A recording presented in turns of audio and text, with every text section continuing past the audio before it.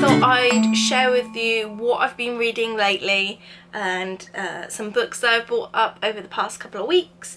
And yeah, I wanted to do sort of a last book video before I go away on holiday. This is probably going to be the last one that I do. You can bet that I'm going to read a ton of books over holiday and will probably buy quite a few books when I'm away. So as much as I tried to be good, I just couldn't resist getting these books, and I've been again in a real reading kick. So let's start with the books that I've read the past couple of weeks. So the first one I read was The Kingdom by Jess Rothenberg.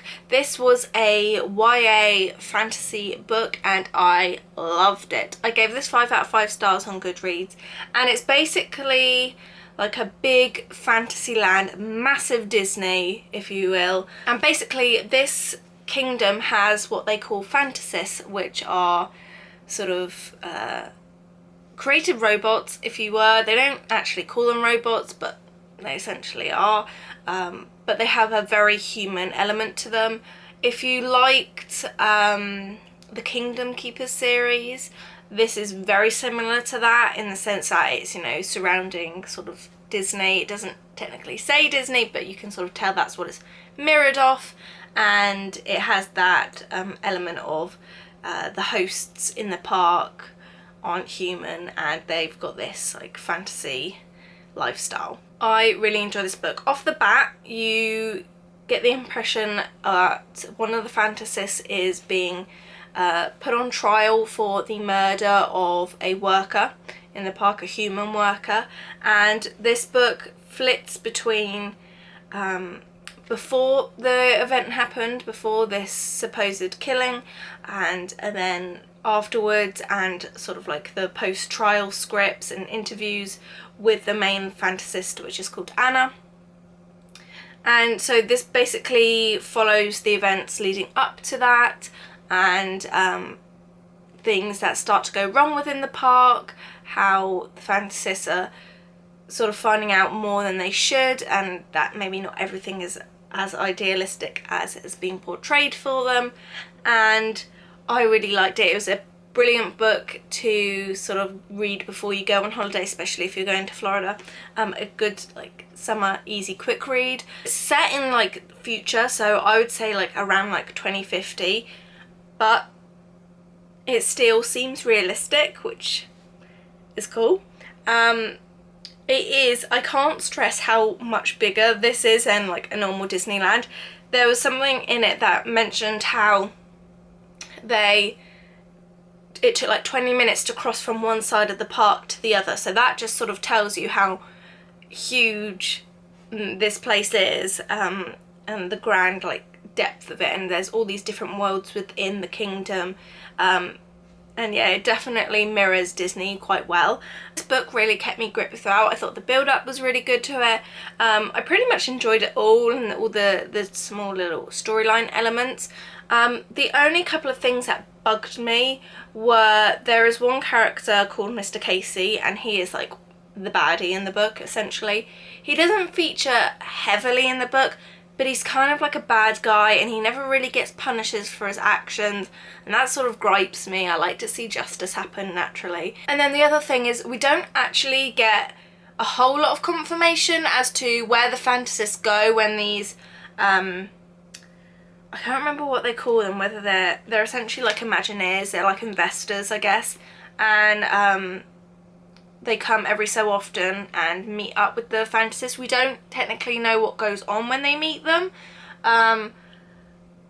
so that sort of leads you a bit into the unknown, and also you don't get confirmation if their memories get wiped at all, which we can only assume that they did because of the way they come back after their meetings. They're all quite dazed. So there were my only 2 little gripes in it, but overall still gave it 5 stars, so enjoyed that. So the next book I read, I also gave 5 stars. We had a cracking start for this reading series, and this is Cottage by the Sea by Debbie Macama.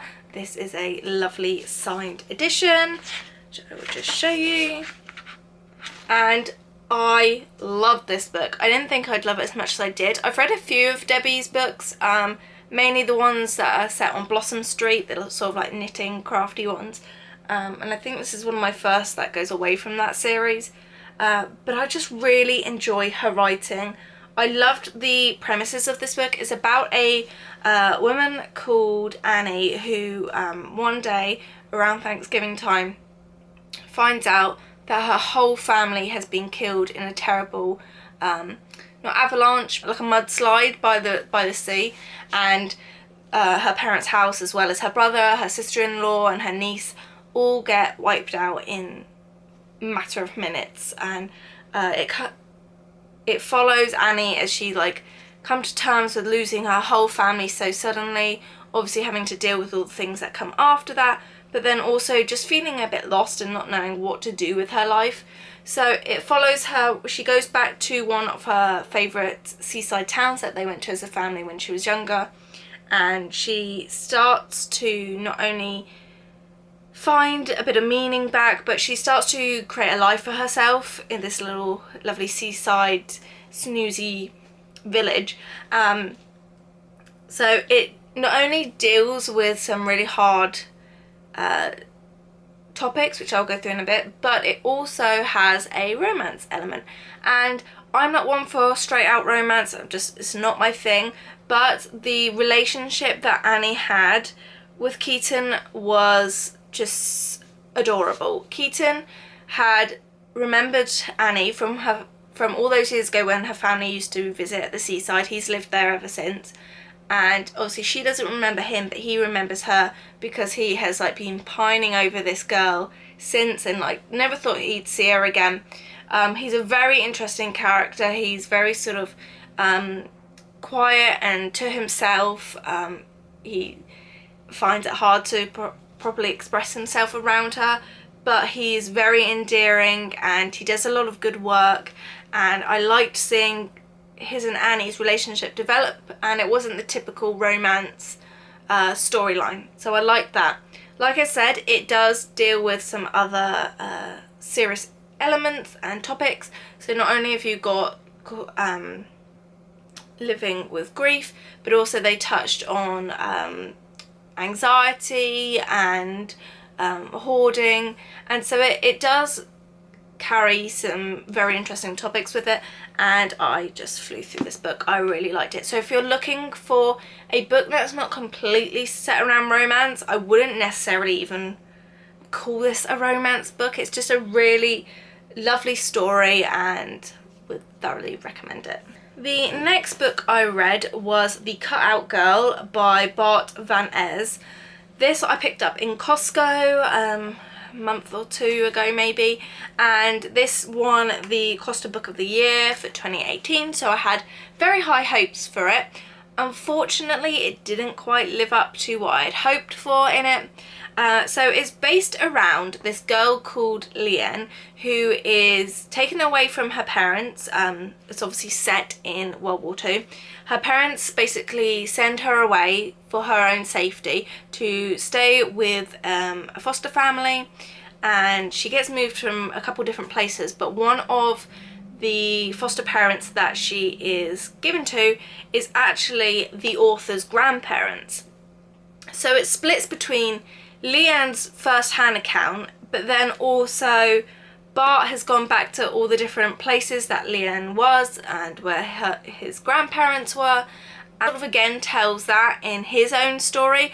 And for me, I just found it a bit disjointed between the two accounts. I sort of wish it was maybe just one or the other, and for that reason I did only give it 2 stars, and I probably should have just put the book down and D&A'd it halfway through. I really sort of lost interest, which is a shame, and I hate saying that when it comes to especially people's own, like, their own lives, but unfortunately just the way it was written, I think, just didn't sit well with me. So that was that book.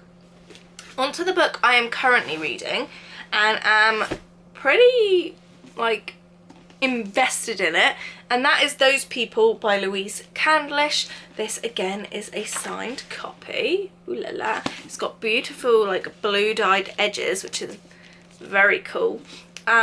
this is basically set on like a very nice little street in London. It's, you know, picture perfect until some new neighbours move in, and the whole street instantly dislikes this couple. You know, they've got like loads of cars out in the road, and this is a place, if you know London, where they don't have off-street parking. You just have to park on the road. So he has like 6 cars all parked in his drive and out in the road.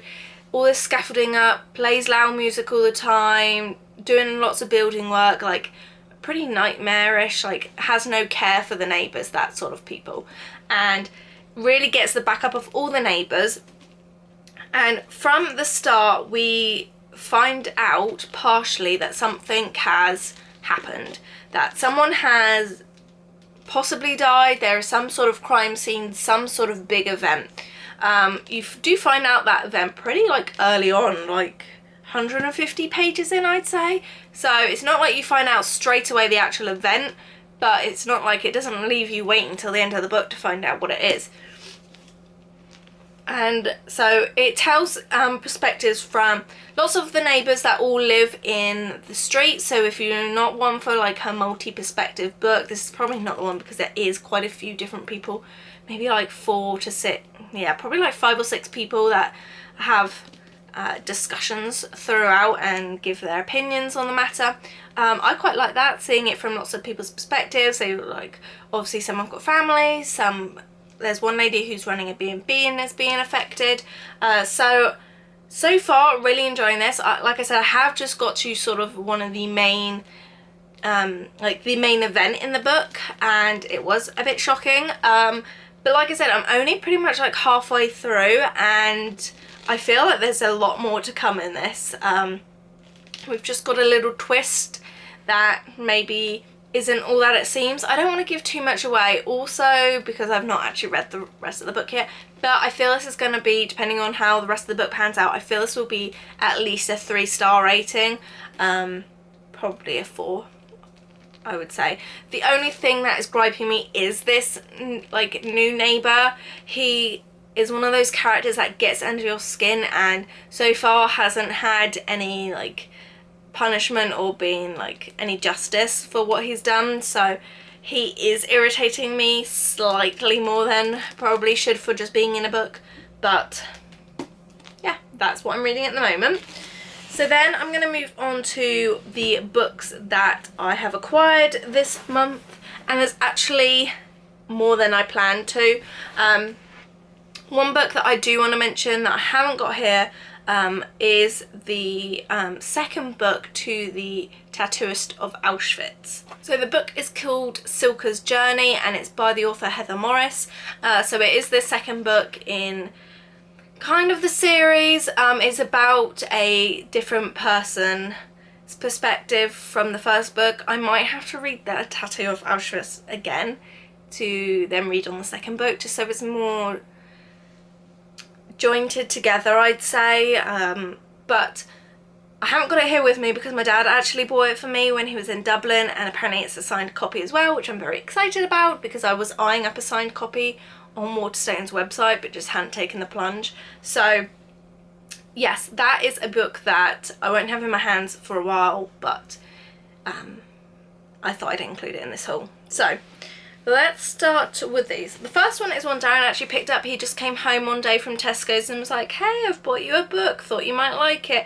I love when he does that, because I love the fact that he's thinking of me. He knows I loves to read, but also like he's taken the time to read the back of the book. He doesn't read anyway, and just for me I think that was very sweet. And sometimes he just picks them out at random, because he knows that sometimes ones that you don't pick up yourself can be the best finds. So this book is called The Garden of Lost and Found by Harriet Evans.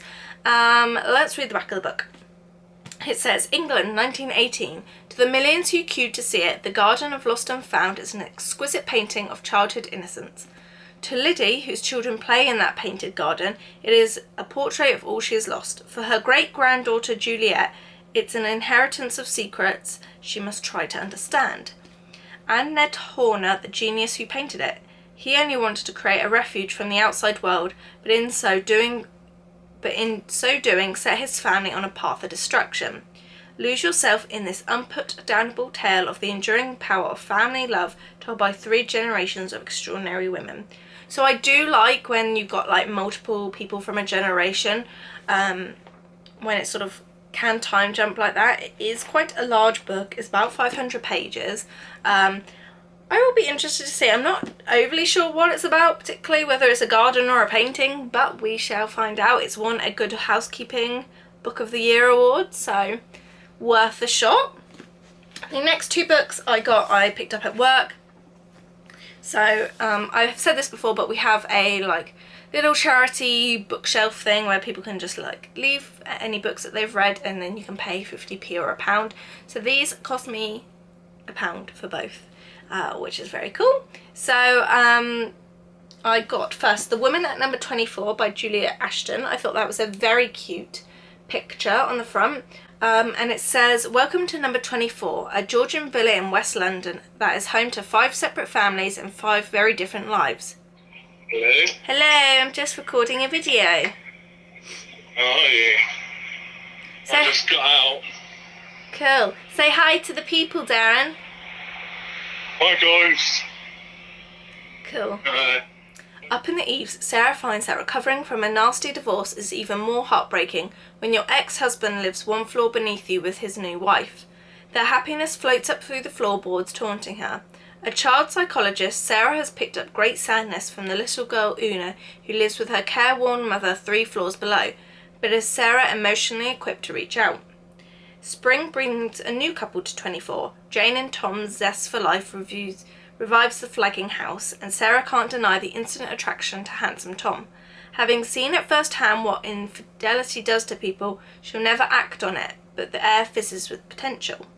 The sunshine doesn't reach every corner of Number 24, however. Elderly Mavis, tucked away in the basement, has kept the world at bay for decades. She's about to find out that she can't hide forever. So that sounds really exciting. It's like a massive house, obviously split into flats, and it's got all these different families and couples living in it, and I think it's going to be really interesting to see if it's told from different people's perspectives or if it's just told from Sarah's perspective, but we shall see. It's got it says warm, witty and surprising, which is a quote by Louise Candlish, who's the author whose book I'm reading at the moment, so that seems promising. And then the other book I got was by Dorothy Crumzon, and it's The Flavours of Love. This is, again, quite a big book. It says, "I'm looking for that perfect blend of flavours, the taste that used to be you. It's been 18 months since my husband was murdered, and I've decided to finish writing The Flavours of Love, the cookbook he started before he died. Everyone thinks I'm coping so well without him. They have no idea what I've been hiding or what I did back then to protect my family. But now that my 14-year-old daughter has confessed a devastating secret, and my husband's killer, who was never caught, has started to write to me, I know it's only a matter of time before the truth about me and what I've done will be revealed. My name is Saffron McElroy, and this is my story." So it just sounds like a really sort of gripping thriller, but with a completely different twist to it. So I'm excited to read that. 2 more books. This one I purchased off Waterstones. As soon as I saw it, I knew I had to get it. This is Postscript by Cecilia Ahern. This is the sequel to P.S. I Love You. I love the film. Really enjoyed reading the book, and this is also a signed copy. So when I saw that, as well as it being a sequel, I thought I'm going to have to pick it up. Probably will want to read P.S. I Love You first, again, just so I can have a bit of fluidity when I pick up this one. But I think it's a really gorgeous cover as well, and it will be interesting to see how it follows on. Maybe it's a hint that there might be another film. Possibly, we shall see. But yes, got that one, so very pleased with that. And then the final book is one I picked up from the post office today, and it very nearly did not get to me. A whole load of drama. I pre-ordered it back in the day from Waterstones, and then we got an email saying they weren't going to dispatch it, and I had to buy it from somewhere else. Luckily, I still got a signed copy, and this is Gotta Get Through This by Louis Theroux. So it says, The Life and Strange Times in Television. I love Louis Theroux. This, again, is a signed copy. That is like the tiniest little signature I've ever seen. but I don't know what else to say. I'm going to find it really interesting to read more of his personal life and him getting into TV and journalism.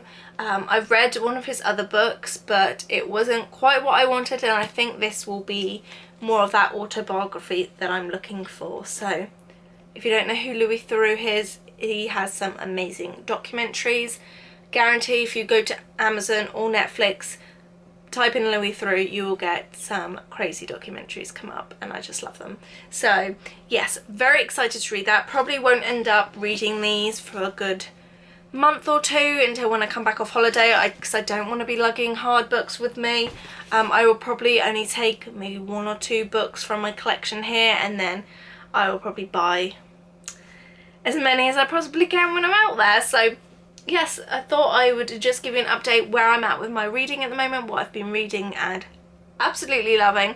And yeah, if you've read any of these books, then leave me a comment down below what you thought, and I will see you in my next video. Bye guys!